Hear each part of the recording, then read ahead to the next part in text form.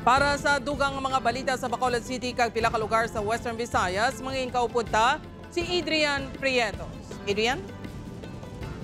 Yes, Jers, madamog yun nga salamat. Makapuso hindi magdubos sa 200 ka PUVs sa Western Visayas na gingagaw nga magpa-consolidate sa extension ng inhatag sa LTFRB. Samtang sa Bacolod City naman, pila ka kolorom nga units, padayon nga nagabiyahe bisan wala nakapa-consolidate. Yaring balita nga itong gitutog ka. Sa Nobyembre 29, opisyal na nga natapos ang 45 days extension para sa mga unconsolidated PUVs nga ginhatag sa LTFRB para sa mga magpa-consolidate. Sa piyak sa ginhatag nga tsansa, may pinaghihapon ka mga driver nga wala nag-apply.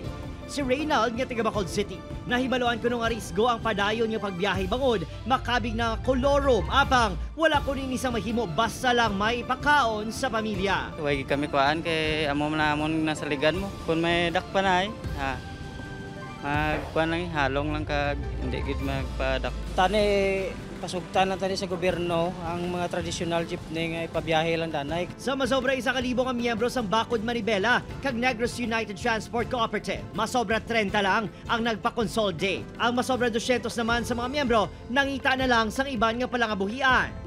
Gusto nila ipasudlon kami sa sina nga consolidation pero maupod kami sa nag-excess na nga kooperatiba nga wala naman gani kabayad sang ilang monthly amortization. Sa datos ng LTFRB 6, hindi magdubo sa 200 ka mga public utility vehicles sa Western Visayas ang nagpa-consolidate sa 45 kaadlaw nga extension. So ang mga late entries niya sa consolidation, parehas man sa iba na consolidate na nagligad, their PA will be extended until the end of the year.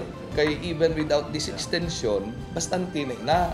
Ginatugyan na sa LTFRB 6 ang enforcement sa Land Transportation Office 6. Apang sunod sa LTO 6, ginahulat pa ang guidelines halin sa LTFRB antes mangdakop sa mga koloro.